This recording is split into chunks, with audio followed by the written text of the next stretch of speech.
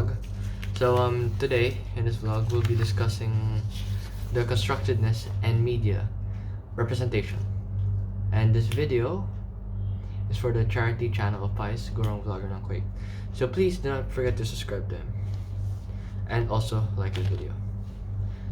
So now, in the earliest days of interpersonal communication, messages was passed from one place to the next, or from one generation to the other by mouth of word or word of mouth. So some of these are epics and folks that were taught in our literature class. The words in these literary texts construct the reality of uncharted lands, heroic pursuits, and the virtuosity of the race. So today, the capacities of the human mind is now aided by technologies. So the sky's the limit, which enables the process of construction of media and information message, which will be discussed by Fatima and Ahmed, one of my two roommates. So please check this out. What is constructedness, or construction in media and information literacy? Messages passed from one place to the next, or from one generation to the another by word of mouth.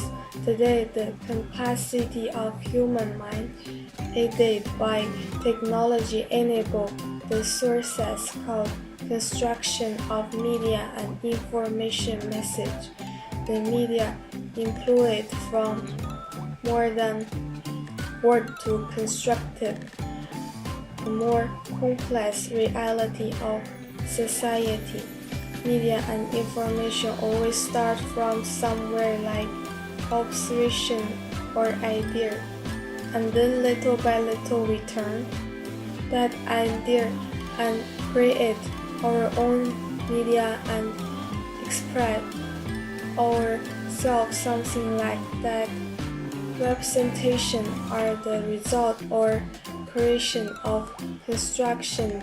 It is a way of presenting reality again, something like we see from every media and until the show that we saw, and other pictures are representation of reality of source, the people who made it. So what are the 5 concepts of media? Number 1. Because all media messages are constructed. Media writings and assembled similarly and certainly as structures and express ways are fabricated. The key behind this idea is sorting out who built the message, out of what materials and to what exactly impact. Number 2 is media messages and are constructed using a creative language with its own rules. Each type of correspondence has its own inventive language. Frightening music increases dread. Camera close-ups pass on closeness. Huge features signals importance. Understanding the punctuations, sentence structure, and illustration of media language assist us with being less helpless to control. And number 3, different people experience the same media message differently. Crowds assume a part in differing media messages in light of the fact that every crowd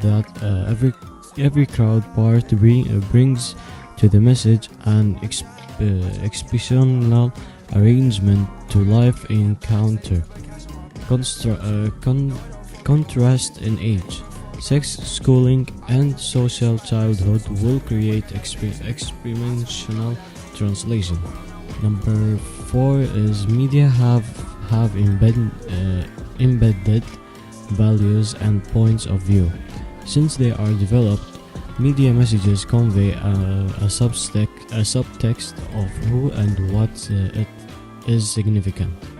at any rate to the individual or individuals, making the message, the decision of a character, age, sexual orientation or race, the determination of a city, and the activities inside the plot are only a portion of the manners in which that qualities become installed in a network show, a film, or an ad. Number 5. Most media messages are organized to gain profit and or power. A large part of the world media were created lucrative billboards, papers, and magazines spread out their pages with advertisements. First, the space remaining is dedicated to news. In like manner, ads are an integral part of most TV watching. Presently, the web has become a worldwide stage through which gatherings or people can endeavor to convince. Thank you. So, how media and information text are constructed? Media writings are fabricated similarly and as certainly as structures, and through ways are constructed. The key behind this idea is sorting out who developed the message, out of what materials, and to what effect. Media messages are built utilizing an inventive language with its own guidelines. Each type of correspondence has its own innovative language. Startlingly, music uplifts dread, camera close-ups pass on closeness, huge features signals and significance. Each type of correspondence has its own imaginative language. Terrifying music innovates dread, camera close-ups pass on closeness, a huge feature signals importance. Understanding the punctuation, grammar, and allegory of media language assists us with being less defenseless to control. Thank you. So now we will be discussing what is the importance of media representation. So media representation is very important, and it is an aspect that affects everyone. It is an aspect that starts when you are young. I'll give you one good example. Let's say if a black child is watching a show and there are no characters that can represent or remind the child of him or herself. The child will begin to believe that black people can't be actors or actresses because of the lack of diversity being shown on their television. So, since they are young, they're young and impressionable. Anything can go inside their head, and the representation there is not really good. So let's say in the movie Home, I hope you have watched the movie, but it's not really important. There's a lack of diversity in the children's film industry until recently.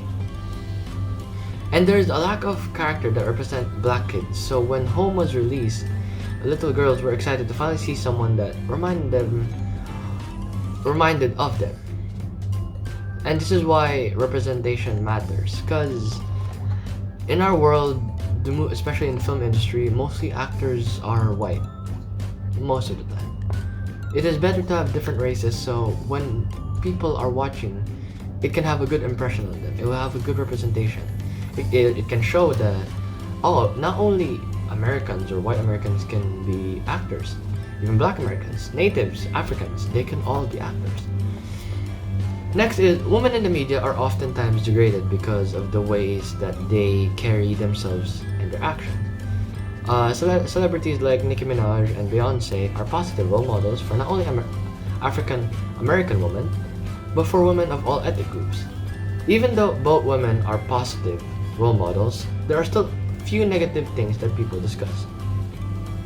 For example, Nicki Minaj, one of the most popular female rappers of our generation, is talked down upon because she has gotten plastic surgery, of the way she dresses, or the fact that her lyrics are so vulgar. So Nicki Minaj came into the game when there was a lack of female rappers in the industry. So she knew exactly what people wanted. And she just gave them that. Sassy rhymes, sexy appearance, you name it. Now Nicki Minaj is one of the most giving artists, as Beyonce is as well. Beyonce was talked down in 2016 when she released her feminist slash pro-black album titled Lemonade. It was a topic of discussion because it touched bases with black women while her audience does not consist of only black women. So it was seen as an issue because all women could not relate to the songs like Formation, as they could relate to her other hits like Run the World Girls. Artists like Nicki Minaj and Beyonce must inspire women to express themselves and to embrace who they are, because in today's society it is not normal to see black women uplifting other black women, which is totally true. But people do have a point that representation matters. And as stated above, women are degraded today in today's society, whether it is on television, on big screen, or even in the music industries. Women are constantly sexualized and made to be seen as sex figures, which is not right nor fair because men are not seen in that way. Men are always seen strong, buff, a good role model, always to save the woman. You know the rest. So women must be represented in a more respectful and light manner instead of being seen as a sexual connotation. Society needs to realize that everyone is different and that there should be diversity in everything that we do, and after all, that is what is media representation is about. Now, media representation is everything. What I mean by everything, it is mostly everything. The media must be represented by everyone, big, small, short, tall, black or white, all of the characteristics that define people today in society. And all those aspects must be represented to inspire others in the world. Good morning everyone. So today we will talk about representation in media. So we'll start it off by telling you an example of representation in media. An example of representation media is found in a beer advertisement, when they generally make out like drinking beer is a key component of a party in order to make it fun. Because by doing this, they're creating the connotation that it's their product that makes the party fun, and then it helps them promote their product. Another example of this is the Disney Corporation, one of the major producers of film television, who represents stories and fairy tales for children primarily in terms of white Western middle class values. Disneyland and Disney World even go so far to create a new land through representation. That's it for the example. Now we will talk about what is representation in media. Media is representation are the ways in which media portrays particular groups, communities, experiences, ideas, or topics from a particular ideological or value perspective. They aren't always completely accurate, and they can be said to be representations, which can sometimes go so far as create a new reality. Now, why study representations in media? Representations in media are a key part of society, as they shape, to a certain degree, the way we think and we believe. This is particularly true for adolescents who are heavily influenced by media in this day and age, and are still in phases of learning and absorb what the media portrays. However, James Tobin argues that young students are able to resist these representations as they can parody or adapt creative alternatives to representation. And next, we will talk about things to consider in analyzing media representation. So to analyze your media representation, first, images can create either a positive or negative portrayal of a situation, as a photograph in particular are very literal and can show exactly what's taking place. And drawings can illustrate a mood while it's possible to analyze an image in the media for signifiers to determine whether the situation is representing is good or bad. For instance, if the lighting used in a photograph is dark and gloomy, there's a suggestion that the situation is a negative one. Next is sound and music. Often media texts represent social worlds through their music. Music is used most often in media text to represent an area of the world and relies to the audience of prior knowledge of certain types of music to be able to make a connection. Next is intertextuality. Media represents also depend on audience knowledge of intertextual links between the current text and other previous texts using same image, language, sounds, or logos. And that's it. Thank you. So why is it important to have proper media representation? So the impact of having a proper representation in media on an individual is considerably large in a society where media, ranging from television shows to websites, serves as a central aspect of our lives. The content that is presented to us through these mediums is more influential than we realize. Consequently, where there is a lack of diverse characters in media, those belonging to a minority or marginalized group will begin to perceive themselves as outsiders of their community where they don't belong. Now, this is anything but true. Like, we have many communities nowadays, sex and race. So, from merely observing our surroundings, it can be easily concluded that our population does not fit in a single mold. People who are ethnically, racially, religiously, and sexually diverse exist, and their presence in our world largely contribute to its vibrancy. As a result, meaningful efforts toward representing every individual in media will allow for exciting content that accurately depicts the reality.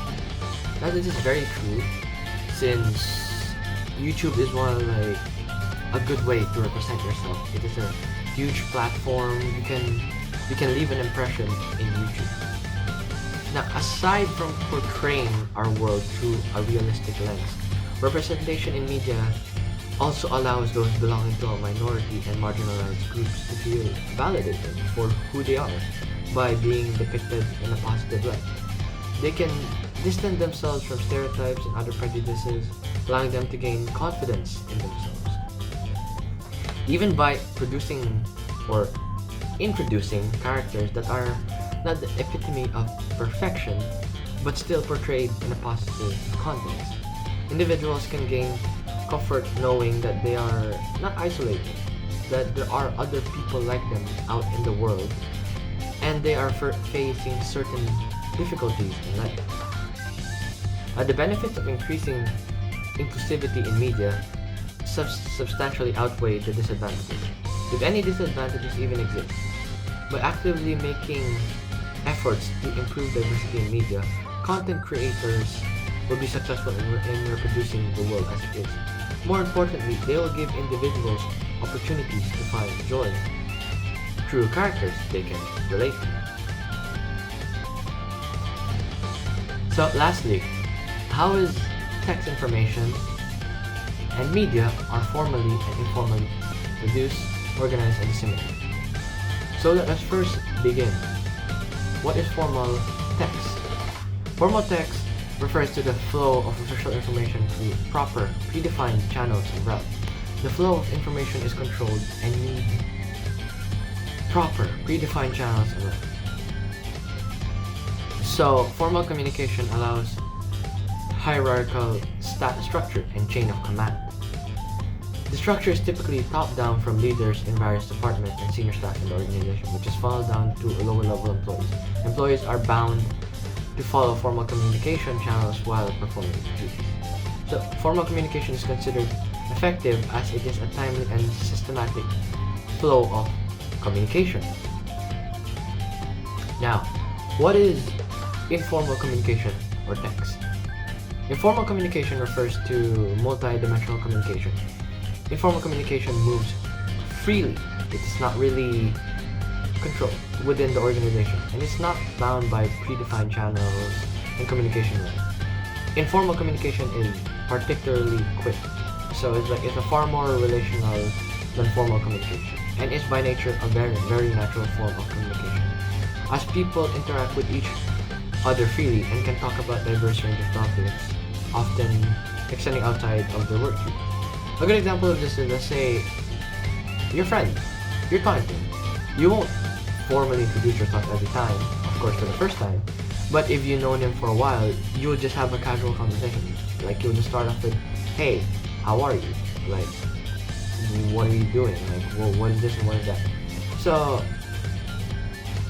it's like, that is informal communication. So, due to the inherent nature of informal communication, it moves a lot faster and does not have a proper trial. Informal communication is considered effective as employees can discuss work-related issues, which can save time, and also builds more productive and healthy relationships with others. So here are some key differences between formal and informal. So formal communication is more reliable. It can be a paper trail compared to informal communication, which has comparatively less reliability and is very unlikely to happen. But formal communication is slower, while informal communication is quick, often being instantaneous.